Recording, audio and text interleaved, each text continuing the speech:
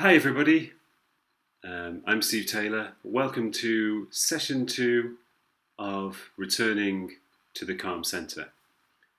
Last week, if you remember, I left you with the riverbank meditation and I gave you the audio file to practice at home. So I hope you've enjoyed practicing the riverbank meditation. I hope you've enjoyed the process of decentering from your thoughts and disidentifying from your thoughts. And I hope you've had the sense of becoming rooted within a stable, static point within your own consciousness outside your thoughts. And I think I mentioned last week in the last session that in this course we're going to look into a number of different elements of spiritual awakening. So last week we looked into disidentification, and this week we're going to look into presence. We're going to look into cultivating presence, and next week we're looking into detachment or dissolving our psychological attachments, and after that we're looking into acceptance. So all of these are very important elements of spiritual awakening. Well, before we begin looking into how to cultivate presence in this session, let's begin with a short meditation. And one thing I like to do when I'm lying in bed before I go to sleep at night, or when I'm lying in bed in the morning after waking up, I like to go into my own body, so to speak, and feel the energy presence within my own being inside my body. I like to feel and experience the energy, the spacious energy which vibrates through the whole of my being. And that's what we'll do now, just as a short exercise. So first of all, let's sit in a comfortable, alert, meditative posture. And for a second, let's close our eyes and let's concentrate on our breathing for a few moments. Let's feel the air as it brushes the inside of your nose as you breathe in. And as it brushes your nose as you breathe out, just feel the air brushing the inside of your nose.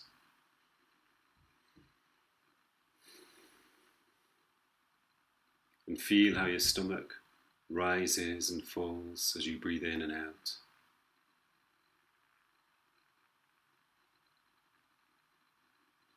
And feel how with each breath you become a little more relaxed, a little more peaceful. And now let's first become aware of the spaciousness within our own consciousness, inside our own heads. Just feel the spacious energy inside your mind, vibrating inside your own consciousness, inside your head. And let's go a little lower towards the shoulders. Feel the energy around your shoulders, inside your arms, down towards your elbows, down towards your hands and your fingers. And feel the energy vibrating through all 10 of your fingers, if you can, all 10 fingers individually.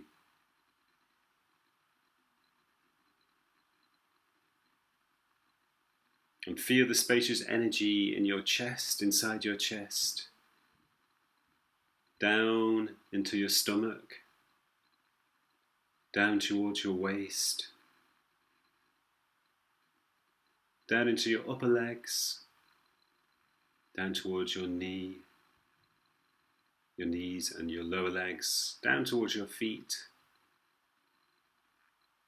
down towards your toes. And see if you can feel the spaciousness inside all 10 toes individually.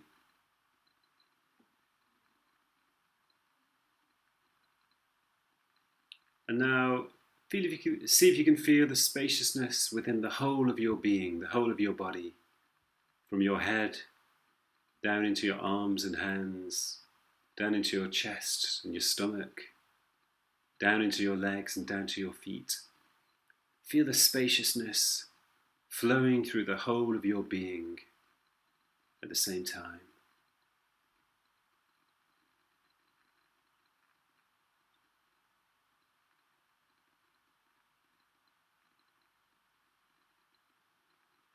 And feel the quality of serene well-being which this energy has as it flows through your whole being.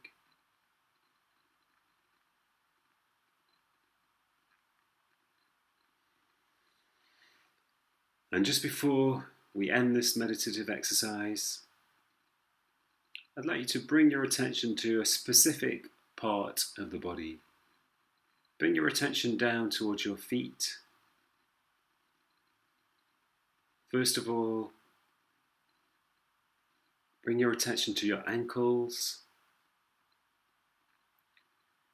then to the soles of your feet, then towards your toes, and then the upper part of your foot. And see if you can sense all those different parts of the feet at the same time.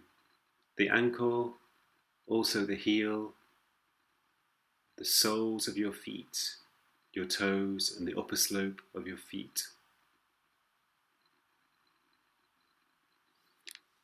And we'll return to those parts of the body later on this session. But for now, let's return our attention to the sounds inside this room. Be aware of your body sitting on the chair again. And open your eyes and let's bring this meditation to a close.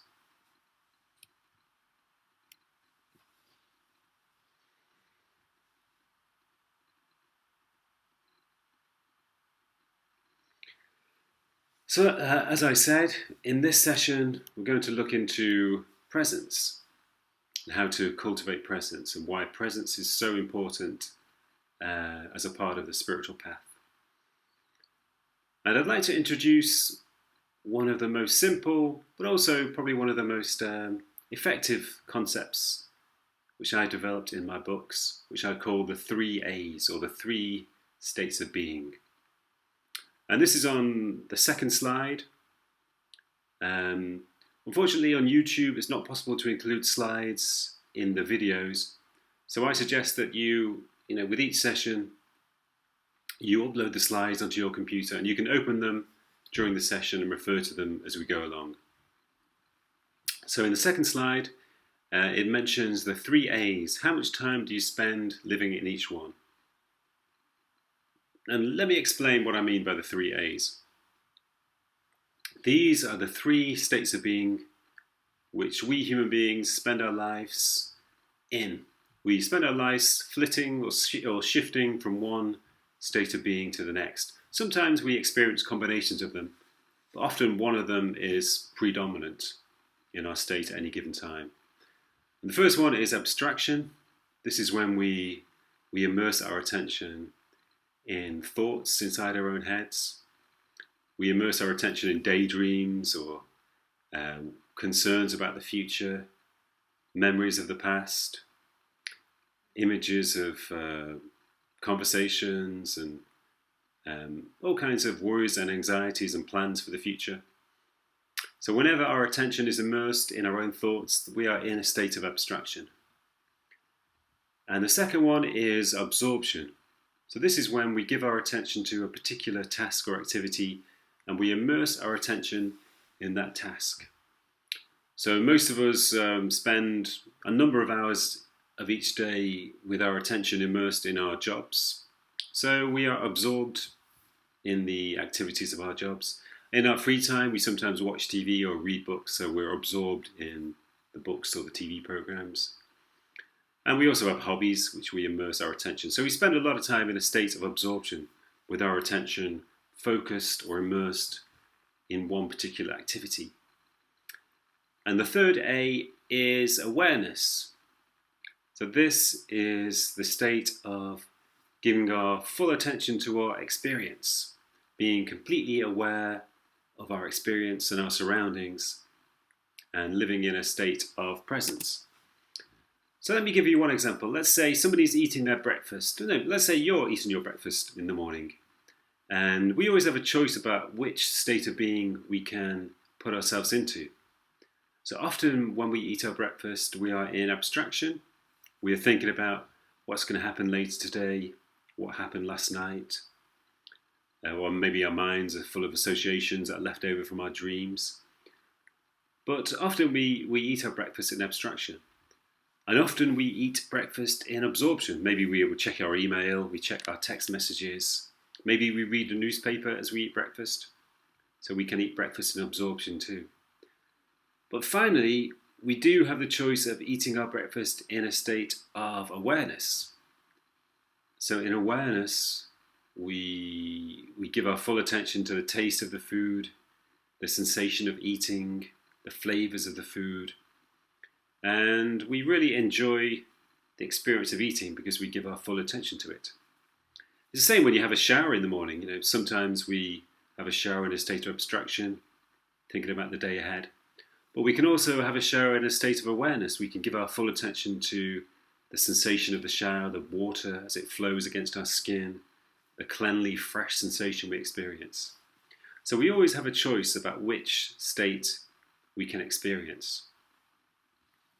But unfortunately, I think most human beings generally choose abstraction and absorption over awareness. I think that most of us spend the least part of our time in a state of awareness. And somebody once said that human beings are the most mistitled creatures on earth. Because although we're called human beings, we actually spend very little time being. We spend most of our time doing. We're preoccupied with getting and having. So we could really be called human doings rather than human beings. And that's because we spend so little time in a state of awareness. So what I would like you to do now, I'd like you to think about how much time in a typical day you spend in a state of abstraction, a state of absorption, and a state of awareness. I want you to try to roughly break it down into a percentage. Do you spend 50% in abstraction, 40% in absorption? Do you spend 30% in awareness? Just think about a typical day, and maybe you can write this down. What I suggest is placing the video on pause for a second and just making a brief note. Okay, so put the video on pause for a moment now and think about those percentages.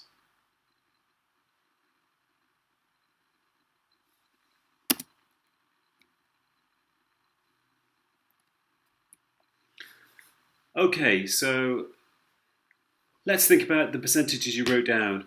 I've asked hundreds of people how much time they spend in these three states. And I'd say that on average, most people say that they spend perhaps 30%, 20 or 30% in abstraction, maybe 40 or 50% in absorption, and maybe 10 or 5% in awareness.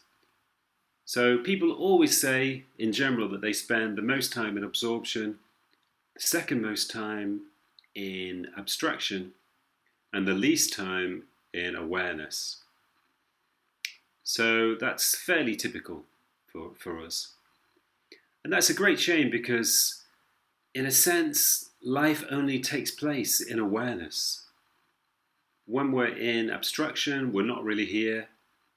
We're perceiving the world, we're experiencing the world through our own thoughts. And there's kind of a filter which stops us directly experiencing things. But in absorption, we're partly here because we give our full attention to a small area, to the task or activity we're engaged in, but we're only partly here. We're not fully here because our attention is only focused in a narrow area. We are closed off to the entirety of our experience. So it's only really in awareness that we're completely here and that we're fully living our lives. So what we really need to do is to increase the amount of time we spend in awareness and decrease the amount of time we spend in abstraction and absorption. So we're going to look at some methods or strategies of doing that, of increasing the amount of time we spend in awareness. But just before we do that, I'd like you to think about the different ways in which we in which we avoid the present. Because unconsciously, without realizing it, we all practice certain strategies of avoiding the present. It's almost as if we don't really want to live in the present. Maybe we find the present uncomfortable. Maybe we're just not used to living in the present because all through our lives we've been encouraged to escape from the present. Or maybe there is a degree of psychological discord within us which we're trying to escape. When we live in the present, we also live inside our own selves, and that may mean experiencing some psychological discord. So let's think about the different ways in which we try to escape the present. This is on the worksheet which you were sent in relation to this session, but it's also on the fourth slide. So as we go through these, think about the strategies which you use of avoiding the present. And the first one is thought chatter. We've looked at that already. Habitually, because our thought chatter is quite powerful, it immerses our attention and takes our attention away from our experience. And how about distractions and entertainments? I read recently that even now, in the age of the internet, the average American person still watches TV for around 30 hours a week.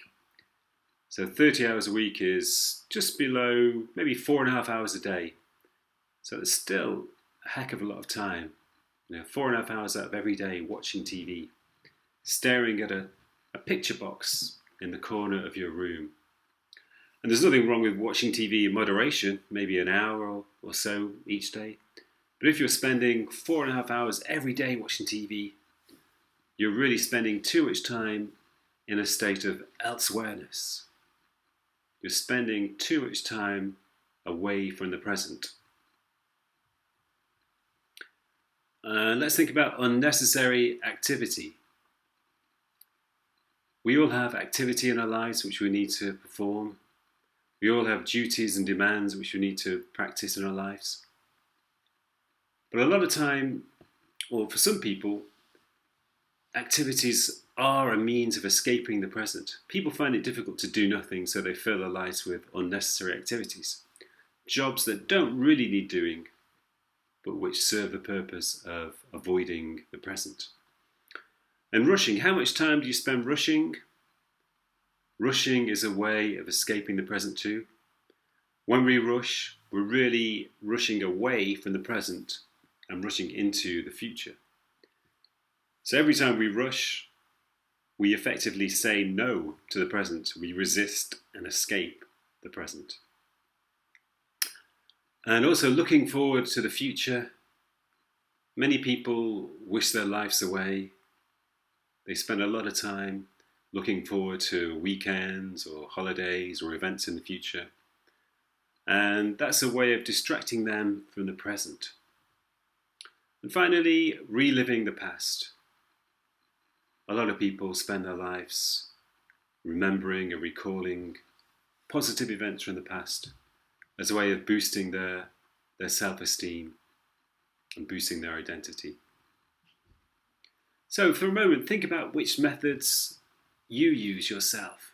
Again, maybe put the video on pause for a moment and reflect on which of those methods you use of escaping from the present.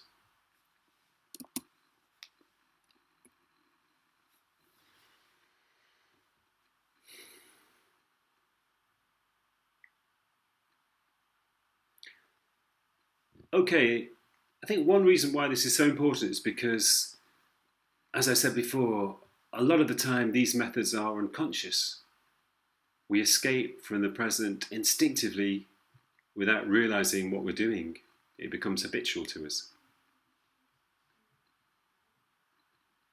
So it's very important when we become conscious of our own behavior. If we become conscious that we're using these strategies, then it becomes easier for us to transcend them. It becomes easier for us to avoid these strategies and embrace the present rather than escaping from it. So now I'd like to look into some exercises and activities which we can use to embrace the present rather than escape from it. I'd like to begin by reading a poem of mine called The Alchemy of Acceptance. Sorry, The Alchemy of Attention. The Alchemy of Acceptance is another poem which we're going to read in session 4. So this poem describes an experience of shifting my attention from abstraction into awareness. And it describes the transformational effect of living in awareness rather than abstraction. The Alchemy of Attention. When a mist of multiplying thoughts filled your mind, associations spinning endlessly, images jostling and memories whirling, free-falling through your inner space, you can always bring yourself back to now. This morning, making breakfast for the kids, I catch myself daydreaming, and with a gentle mental nudge, remind myself of where I am. And straight away, the kitchen clutter turns into spacious presence. A mosaic of sunlit squares across the floor, fading and brightening with the passing clouds. The metal rims of stools firing sparks.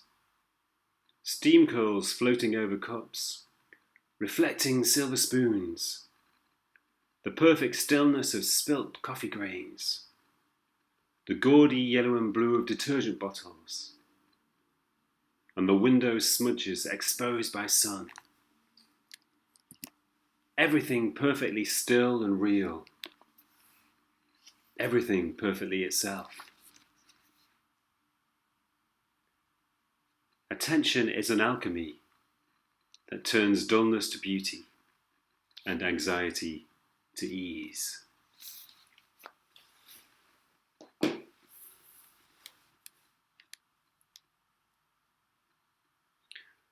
So when we bring our attention into the present moment, one thing that happens is that the world becomes a different place.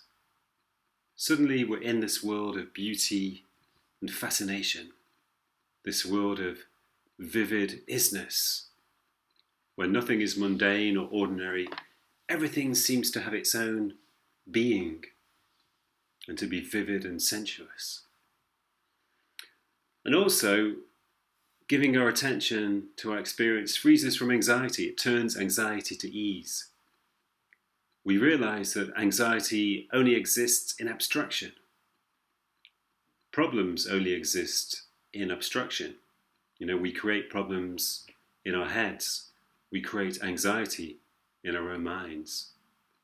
So when we step away from abstraction and enter into awareness, we transcend anxiety and problems cease to exist.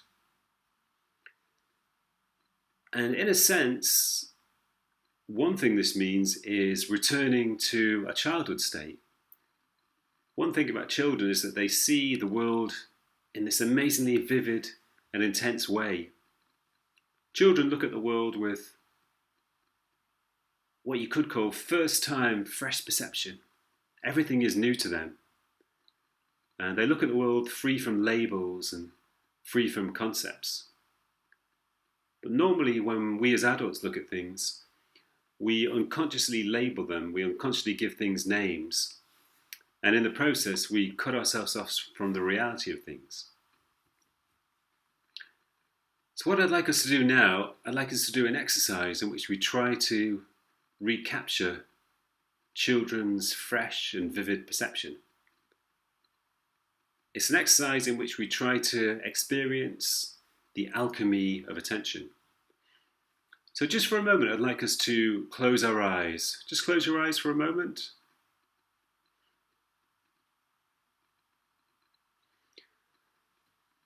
So just for a moment, let's relax and empty our minds. And when we open our eyes in a few moments, we're going to look at the world with the fresh, first-time vision of children. We're going to imagine that you're maybe a 5 or 6-year-old child, experiencing everything for the first time, living in a world of isness and beauty and wonder, without labels and without concepts. So in a moment we will open our eyes, and the world you see will be the world of a young child without labels and concepts and names. So now open your eyes and look around you at this world, this room full of strange objects, strange phenomena. Look at them in their isness, with no labels and no names. You can touch the things around you as well. What are these strange objects that you've never seen before, which are unfamiliar to you? Look at your hand for a few moments. What is this strange 5-tentacled thing at the end of your arm? We're not going to use the word hand anymore because this thing has no name. Look at its strange lines. All of those inclines and synclines, the tiny veins under the skin, millions of lines crisscrossing and intersecting. Look at the other side of your hand. What is this strange, unfamiliar thing?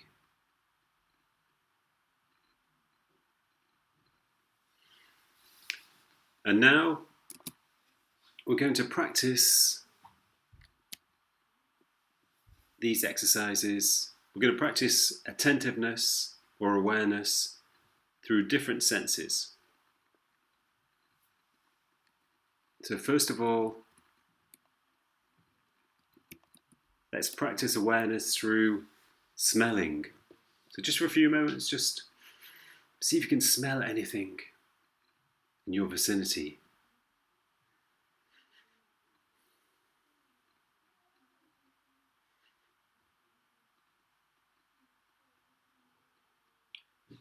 Now let's switch to listening. Can you hear anything in your vicinity? Give your full attention to everything you hear.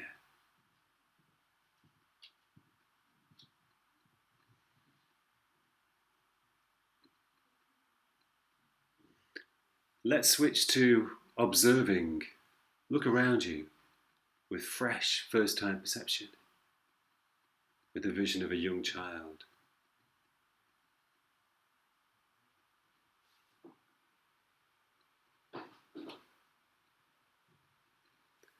And let's practice touching as well. Touch the objects around you.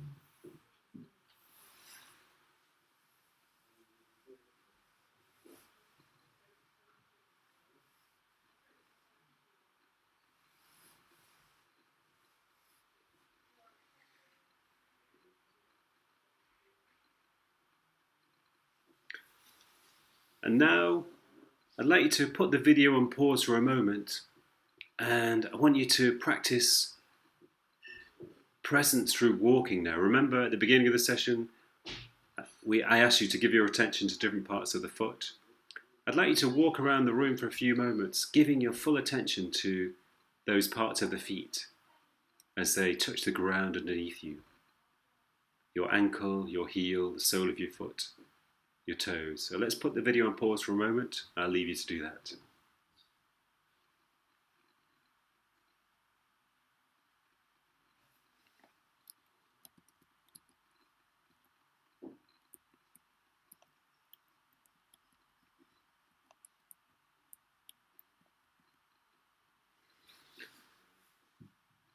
Okay, so I hope you managed to recapture something of a young child's vision of the world.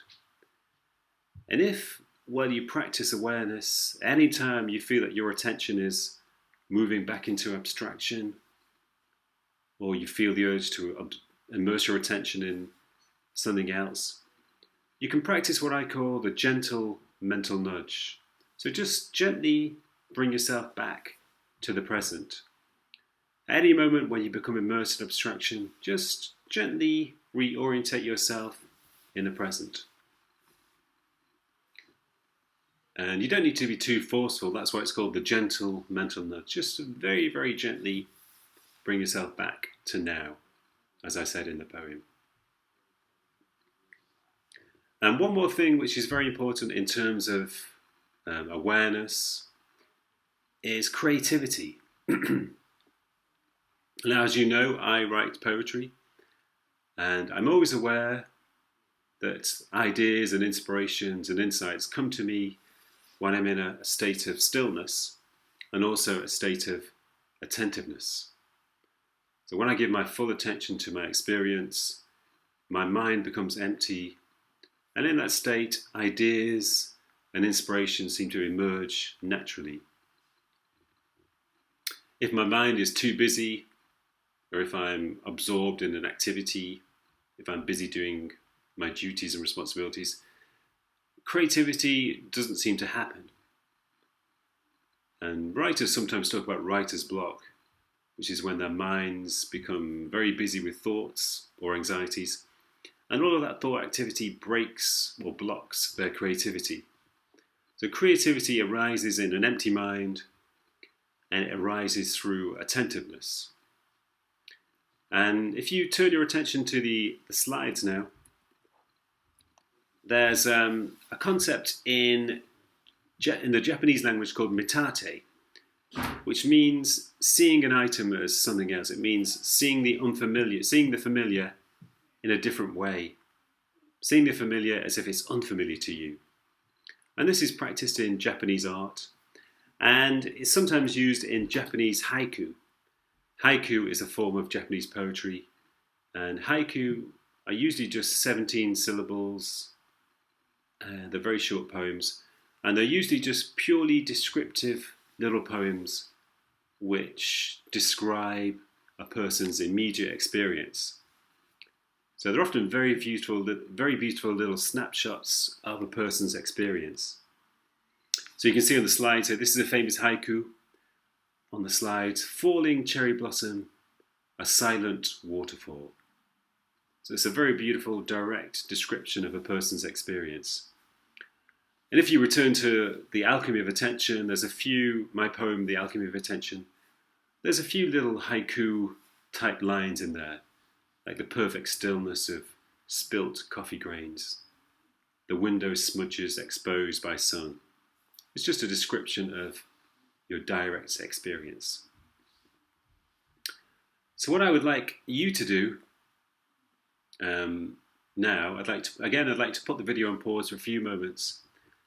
I'd like you to go through the different senses. I'd like you to practice presence through the different senses again.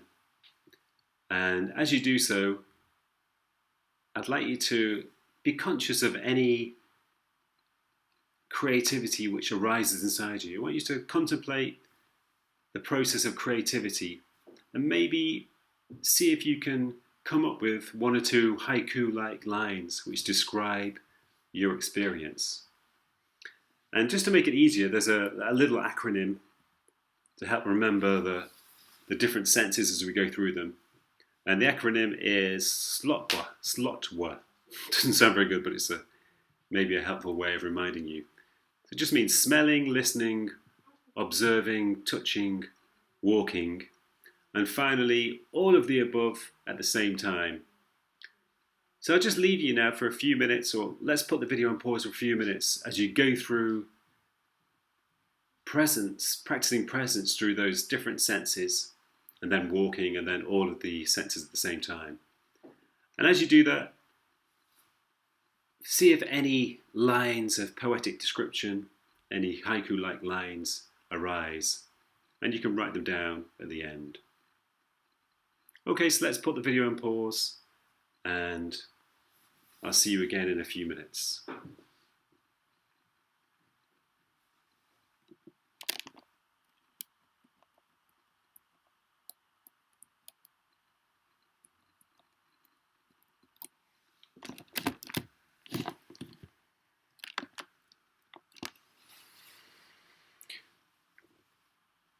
Okay, so I hope you managed to write one or two lines, and feel free to send them to me through my email address. In the session last week, we had some very beautiful descriptive lines describing very simple, immediate and direct experience. And I think one thing that's very important to remember about presence or awareness is that a lot of the time it is simply a question of habit. It's so normal for us to live in abstraction and absorption that we forget to live in awareness. All through our lives we've been living in abstraction and absorption. And as a result, those habit patterns have become so strong, so powerful, that they've overtaken our minds. And it's very difficult for us to transcend them. But the more time we consciously practice awareness, the stronger the habit pattern of awareness becomes. So eventually, after a while, we no longer have to consciously practice awareness. It becomes very natural to us. It becomes habitual. So mindfulness, as most people think of it, is a practice. You practice mindfulness. You spend a certain amount of time each day being consciously mindful. But after a while, after a few weeks or maybe a few months, mindfulness becomes spontaneous when it becomes habitual, and when the habit pattern of awareness overtakes the habitual pattern of abstraction and absorption. And one more thing that it's important to remember is slowness. We've mentioned already how rushing takes us away from the present. It's really impossible to be present when you live quickly, when you rush through your activities. Presence has to take place in slowness. So when we practice presence, we naturally become slow. We find ourselves stepping off the accelerator and living more slowly. And also conversely, when we live slowly, we find ourselves naturally becoming present. So presence and slowness are bedfellows. They belong together. They're two sides of the same element. So I'd like to read a piece now, a poetic piece called Slow Down, which expresses the importance of presence. Slow down. The world keeps speeding up, moving much too fast. That's why it's full of chaos. That's why it's heading for catastrophe. You're being carried along by the momentum, and it's intoxicating like a fairground ride. But your adrenaline's already running dry. Your limbs are stiffening from tension. And soon, you'll start to lose your balance. Your vision is losing focus. The patterns that were once so clear are blurring. So slow down.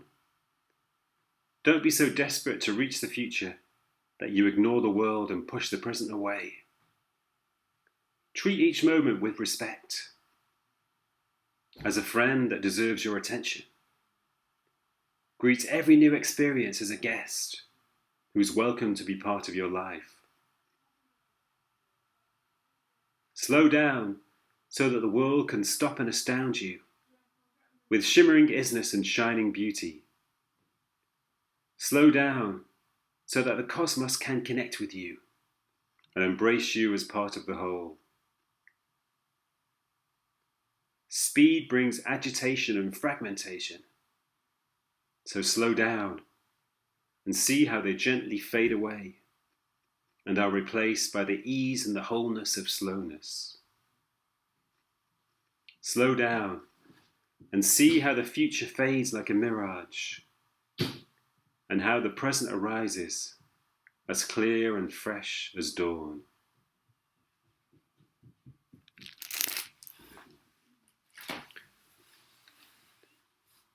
So, as we move towards the end of this session, I'd like you to remember and practice a couple of things before the next session. So firstly, I'd like you to practice the gentle mental nudge. So remember that if you spend a lot of time in absorption or abstraction, just give yourself a gentle mental nudge back into the present. Just gently reorientate yourself in awareness. And through doing so, maybe you can increase the amount of time you spend in awareness over the following few days and decrease the amount of time you spend in abstraction or absorption. And I'd like you to practice slowness as well. So as the poem suggests, live slowly. You don't need to rush all the time. You're free to live slowly. Savor each moment in slowness. Practice all of your duties and responsibilities, all of your chores, slowly. Do them all with care and slow attentiveness. And finally, in the last slide from today's session, there is your homework. And by homework, I mean if you practice these activities, they will take you home to the present. These are methods of reorientating yourself in the only home we have, which is the present moment. So the exercises we practiced earlier, I'd like you to practice them in a more expansive way over the next 6 days. So returning to the acronym of SLOT work, got smelling, listening, observing, touching, walking, and all of the above. For each of the following 6 days, I'd like you to focus mainly on one of those things. So on the first day, focus mainly on smelling. The second day on listening. Then the following day, observing, and so on. On the 5th day, focus mainly on walking. And the day after that, the last day, see if you can focus on all of the senses at the same time as walking. See if you can be aware of your experience through those 4 senses, and also tasting as well when you're eating food, and also through walking and a combination of those different senses. So hopefully as a result of that, you'll live the following 6 days in a state of awareness rather than abstraction and absorption. Hopefully you will return home to the present moment, which is our true home and the only place where life actually takes place in its fullness. Okay, thanks everybody. That's the end of this week's session, and I'll see you next time for session 3 of Returning to the Calm Center. All best wishes and blessings. Thanks.